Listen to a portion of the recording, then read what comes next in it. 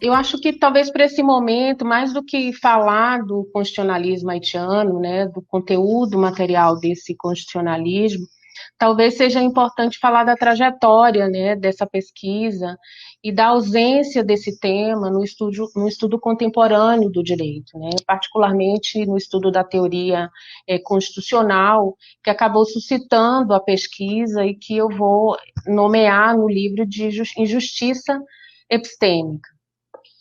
Esse trabalho, ele foi, o resultado desse trabalho foi a conjugação de uma polifonia de vozes, de escritos, de experiências e memórias que foram sistematizadas, né, interpretadas e analisadas, né, com todos os riscos que uma interpretação também incorre, né, mas com o objetivo de construir conhecimento sobre esse período histórico, né, no Haiti, esse advento dos primeiros anos do constitucionalismo. Então, esse trabalho envolveu o resgate de recordações pessoais, né, dos momentos em minha vida em que eu me deparei com a história do povo haitiano, né. Talvez o mais marcante que eu possa citar aqui foi a experiência vivida quando eu morei nos Estados Unidos, em Washington, no início dos anos 2000, e que tive a honra de conviver com diversos intelectuais caribenhos que se reuniam na casa de Ackley Lynch, professor de Harvard, uma ativista de Trinidad e Tobago, que migrou para os Estados Unidos na década de 50, participou de todo o movimento pelos direitos civis nos Estados Unidos, e ele reunia na casa dele a diáspora para discutir racismo e estratégias de luta. Então, foi um momento de grande aprendizado, com a convivência com ele, e que me traz essa memória das discussões sobre a Revolução Haitiana, que por muitas vezes foi objeto de conversas. Esse trabalho também acabou envolvendo a releitura, né, de obras clássicas de europeus, caribenhos, africanos e dos próprios haitianos, sobre colonialismo, imperialismo, revolução, independência, racismo, como, por exemplo, o livro Jacobinos Negros, do C.L.R. James, e Toussaint Louverture, A Revolução Francesa e o Problema Colonial, de Aimé Césaire, dois autores caros, né, para entender a história do Haiti. Obviamente, também acessei autores mais recentes que vêm se debruçando, tanto haitianos como europeus, no campo da história sobre a Revolução haitiana, que vocês vão poder ver no livro, né? A leitura também de trabalhos no campo da teoria constitucional, que implicou leituras no campo da história e da filosofia do direito, da ciência política, tanto sobre o cânone do direito constitucional, como a crítica também, o campo crítico do direito constitucional, aí revisando trabalhos de autores brasileiros e latino-americanos, e português, né? O livro é devedor também de um longo estudo e pesquisa no campo dos estudos críticos do desenvolvimento, que é o meu campo de formação também, sobre processos de recolonização por meio da agenda de desenvolvimento, e de que é exemplo, como Douglas mencionou, a minha pesquisa e o meu livro sobre a recolonização de Guiné-Bissau após a independência na década de 70, né? Escritos também sobre alternativas contra-hegemônicas e pesquisas mais recentes sobre epistemicídio na academia brasileira. E como não poderia deixar de ser, esse livro também é tributário de minha experiência em sala de aula, né, como professora de teoria e história constitucional, das trocas com meus alunos, que também questionaram o marco hegemônico do direito e fizeram comigo essa viagem. Bom, o exercício da pesquisa em si foi um processo de escolhas, obviamente, que implicou em ausências e que eu espero que possam ser criticadas e preenchidas, né, por pesquisas futuras, porque também o livro não teve, obviamente, a pretensão, né, de ser exaustivo. Na verdade, eu suscito no livro e deixo aberto assim, várias discussões que podem ser adensadas em trabalhos futuros, né? Então, nesse sentido, eu espero que o livro ganhe vida própria, possa contribuir para uma agenda de pesquisa que possa também negritar os estudos e os sentidos, né, da teoria constitucional. Bom, sobre o livro, o argumento central que eu trago nele é de inscrição do constitucionalismo haitiano como um advento válido de ser considerado nos estudos contemporâneos sobre constitucionalismo moderno e sobre nas teorias, né, no marco das teorias que sustentam esse constitucionalismo, né, e que por razões eurocêntricas, conforme eu analiso no livro, vai ser apagado da história e da filosofia do constitucionalismo. Ainda que no Brasil paire um silêncio, né, ensurdecedor no direito sobre esse advento, essa minha tentativa, ela não é solitária, ela é precedida já por uma crítica recente que vem sendo feita sobre a ausência de análises e ensino da ordem constitucional haitiana no Brasil. Então, ele vem aí lastreado em alguns trabalhos como científicos, como, por exemplo, do professor Antônio Carlos Bockmer, do Evandro Pisa,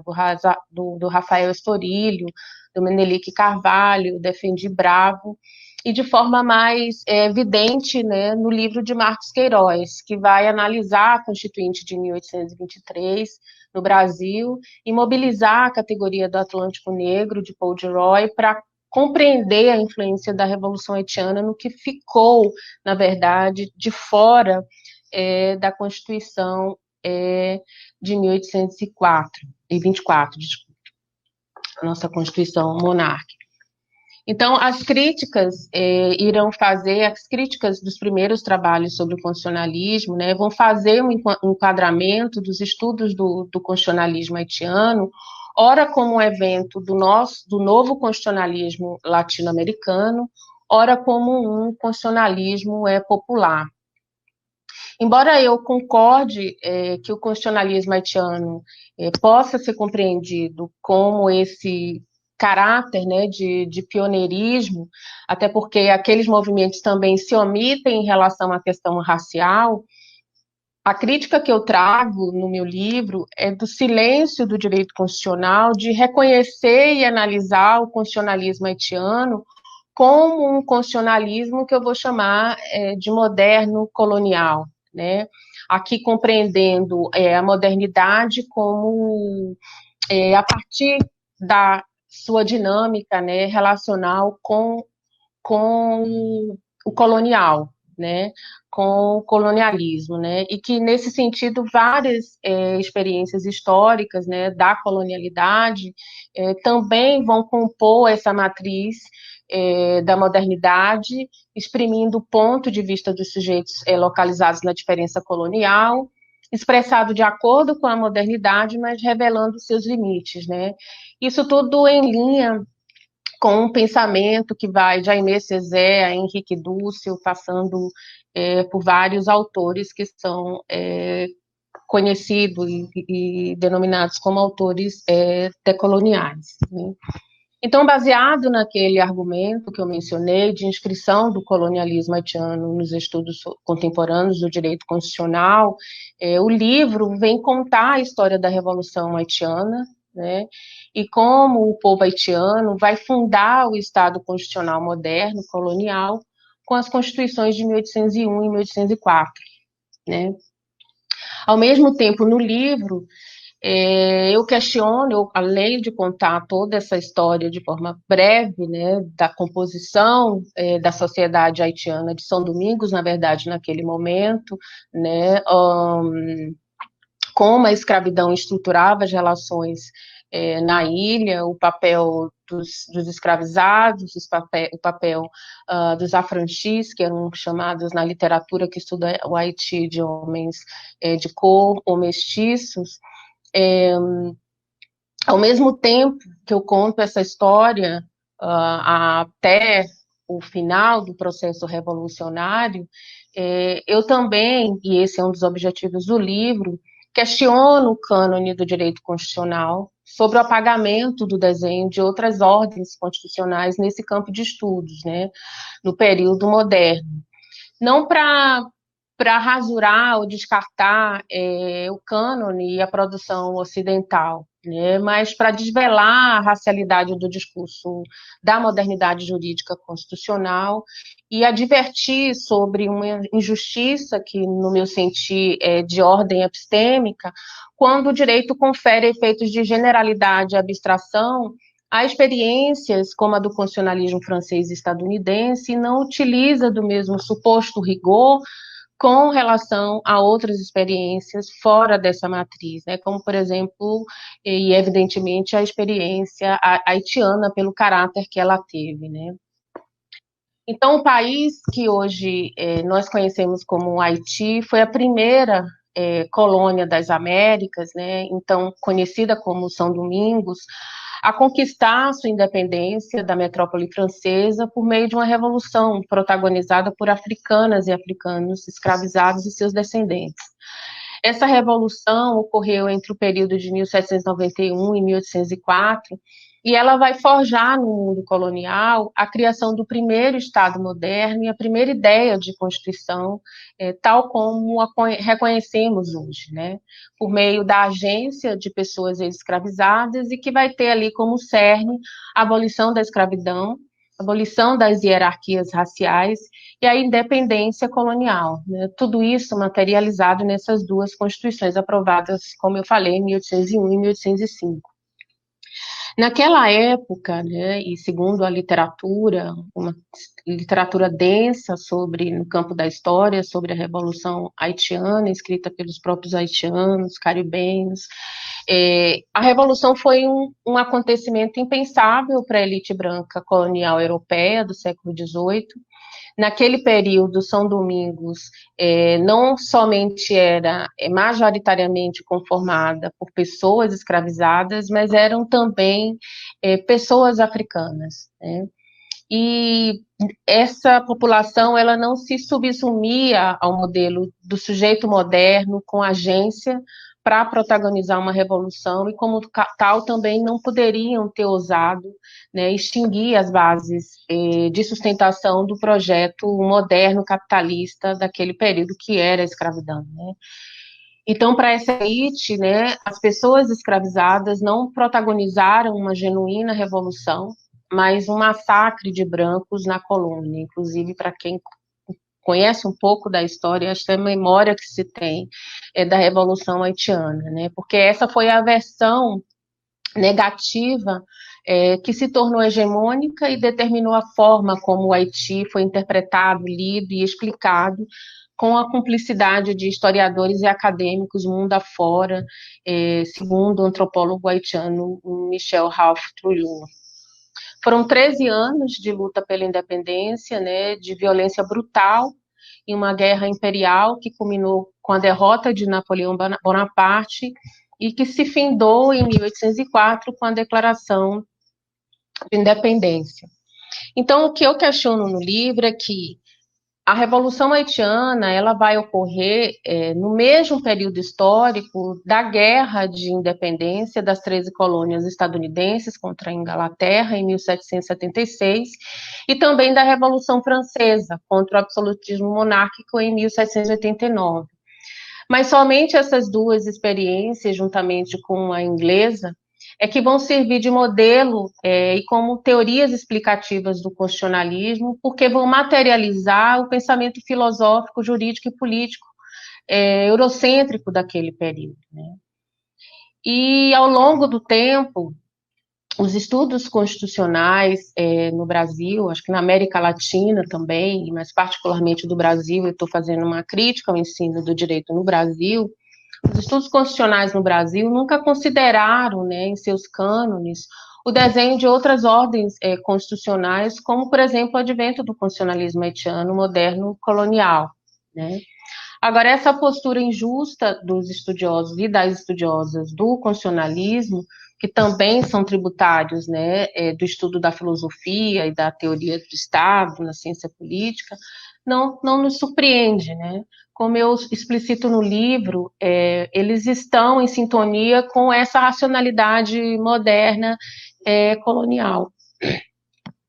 O racismo enquanto princípio organizador, a cronopolítica como modulação da temporalidade e o eurocentrismo como descritor epistemológico e social, que são categorias que eu mobilizo no livro, foram utilizados para apagar do contexto histórico, político e constitucional o advento da Revolução Haitiana e o constitucionalismo que lhe subjaz, né? Então, o apagamento do constitucionalismo haitiano é reforçado por um colonialismo interno que vai reproduzir acriticamente os marcos analíticos eurocêntricos, né, as lentes interpretativas aqui que eu articulo, né. Isso vai causar impactos éticos e políticos, né, na filosofia da história ocidental e do direito, uma vez que vão justificar a ausência da ordem constitucional haitiana como um fato histórico e jurídico constitutivo do direito do constitucionalismo moderno colonial. E até hoje, né, eles vão abonar a sua ausência nos estudos contemporâneos do constitucionalismo no Brasil. Eu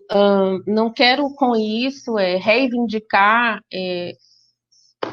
não ser especialista, nem reivindicar o constitucionalismo haitiano como um projeto puramente moderno, colonial, iluminista, porque na sua matriz esse projeto ele nega a alteridade. E também não estou analisando a efetividade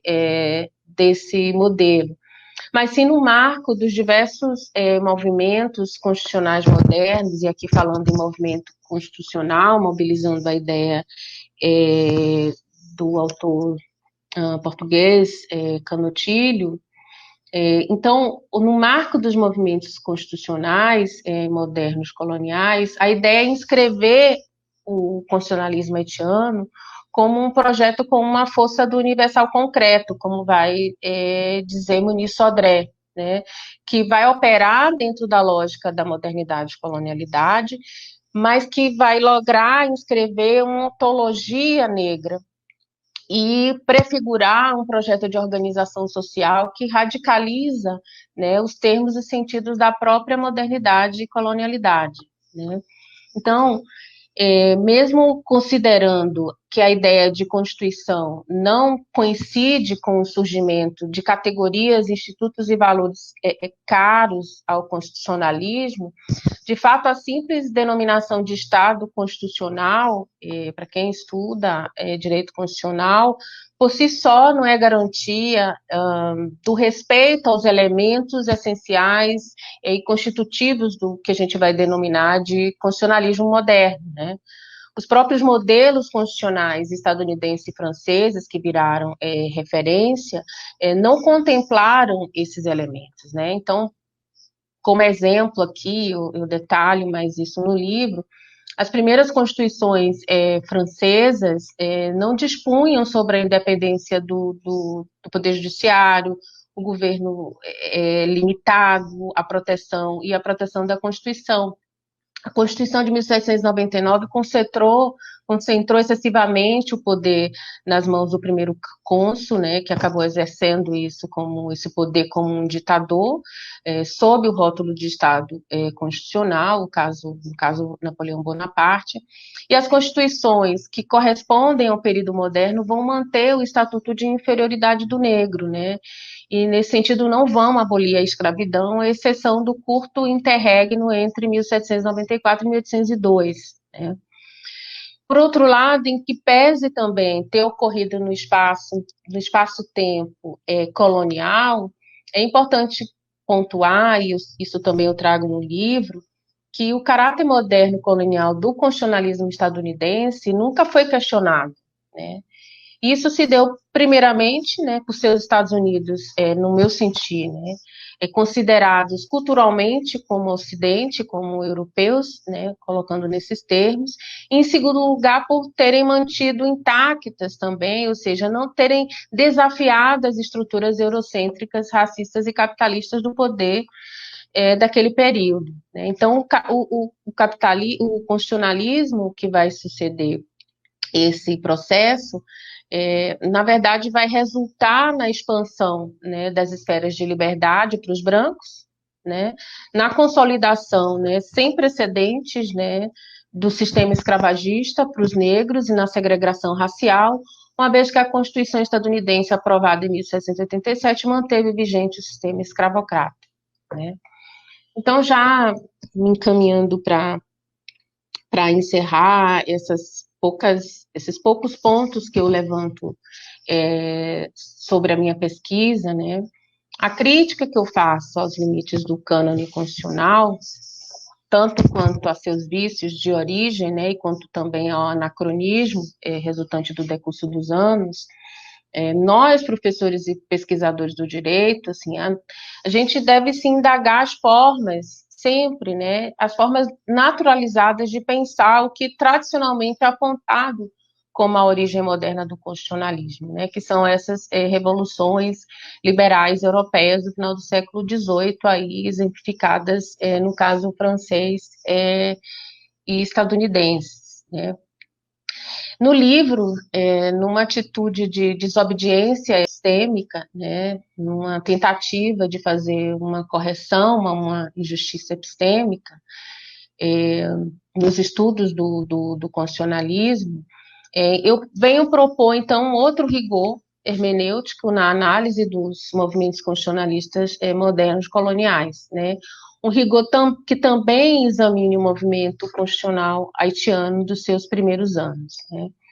Porque eu entendo que se a teoria constitucional objetiva criar, né, estruturas teóricas capazes de explicar o desenvolvimento da ideia constitucional, eu também quero oferecer, assim como outros que me precederam ofereceram em suas pesquisas, oferecer aos estudiosos e estudiosas do constitucionalismo, aos professores da área, aos estudantes, outro quadro analítico para compreender e complementar os estudos do constitucionalismo moderno em particular e do constitucionalismo em geral, e que esse quadro analítico ele possa também servir de farol, né, para novas viagens constitucionais no Brasil, e que o constitucionalismo, enfim, possa cumprir o seu papel emancipatório, né? Então, para encerrar, essa é uma viagem que eu me propus fazer, né? Essa é a minha busca nesse livro, e dentro do direito, né? Esse livro é uma tentativa de me colocar numa pesquisa que se propõe a identificar as ausências e, eventualmente, preenchê-las, né? Desde o ano passado, eu já venho falando dessa pesquisa com outros colegas sobre esse assunto que tem gerado diálogos institucionais importantes aqui no Brasil, no Haiti e em outros lugares, e que eu espero que, enfim, de fato a gente possa também, com o livro, adensar essa agenda que questiona esse direito supostamente, né, abstrato, universal e imparcial.